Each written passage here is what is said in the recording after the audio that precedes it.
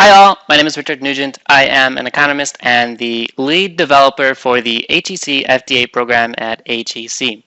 This series of videos serves as an introduction to the topics that will be covered again and in more detail throughout the week. In this video, we will take a look at the basics of flood risk assessment. In this flood risk assessment basics video, we will look at the terminology and disentangle a few buzzwords. We will define what flood risk assessment is, and we will talk about why we measure flood risk assessment the way that we do. There are three pieces to risk analysis, one of which is risk assessment. The other two are risk management and risk communication. Each of these pieces of risk analysis represents an important and independent but also related concept as illustrated by the Venn diagram. Risk assessment is analytically based and involves measuring and quantifying risk through science and analysis. Risk analysis is the work in which most economists and engineers at the core are involved. Risk management deals with the reduction or mitigation of the assessed risks. Risk management is driven by policy, preference, and leadership decisions.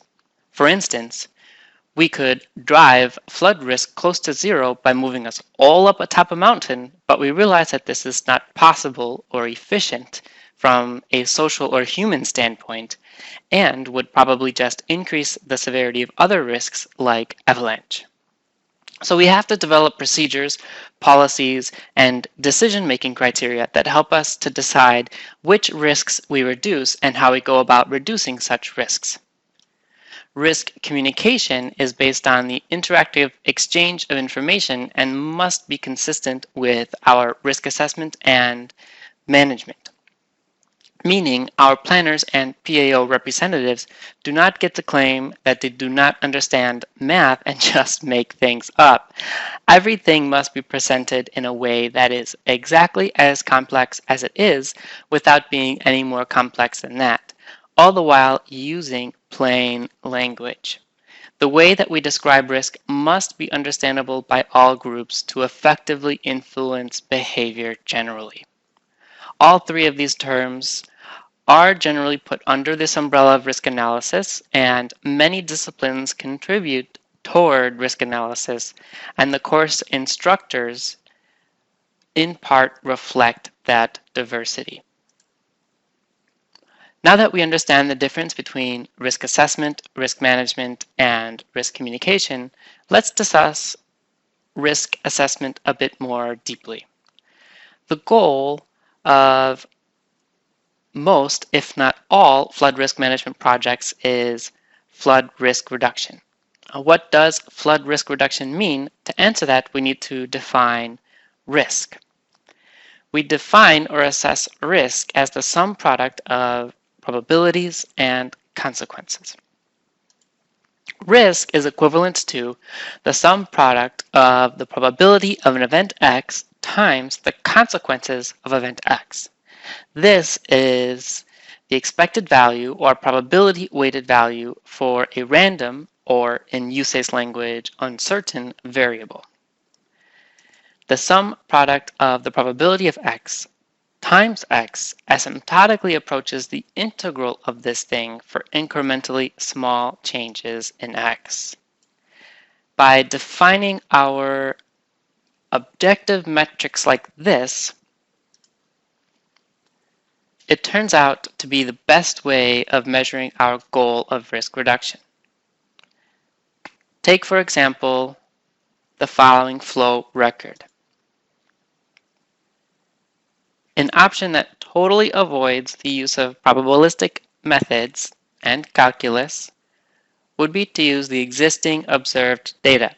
In this case, from the Cosumnes River, which is not far from HEC in Davis, and happens to be the last unregulated river originating on the western side of the Sierras in California. In the image on the screen, annual peak flows in the thousands of cubic feet per second are measured on the y-axis. Year is measured on the x-axis. At first glance, this doesn't look so bad. There's consistency in this data, so it seems like a pretty representative sample. We could consider measuring flood risk based on these 50 observed events. But we care about flood events, which are by definition rare. If flood events are rare, do we have a representative sample of those rare events? Let's look at some more data. Here is the full Consumnes River's complete flow record, which happens to be 104 years of data, which is a really solid record for any USACE study. And now we have, as represented by the orange bar, a 100-year event. In other words, an event which occurred once in our 104-year period of record. But is this a good representation of the 100-year or 0.01 annual chance of exceedance event? Well, folks, floods are really rare. Here we have a 1,000-year synthetic or hypothetical, in other words, derived from the log Pearson type 3 probability distribution period of record.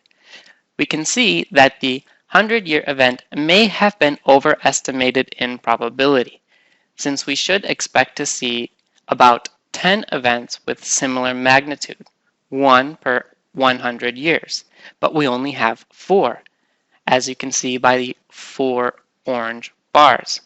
This illustrates that floods are really rare and that a 100-year period of record may not be empirically representative of the full probability distribution. Finally, we can look at a 10,000-year period of record, and we start to see more consistency in our rare peak events. Although the 100-year from the original period of record would still seem to be overestimated. This desire to look at a range of rare events is why we measure risk, so the sum product of probability by consequence, in the way that we do. It is also why we use Monte Carlo methods rather than some method of analyzing observed data. That is the conclusion of the first video on flood risk assessment basics. If you have any questions, please feel free to email me, Richard Nugent, or post your questions to the Discourse discussion board.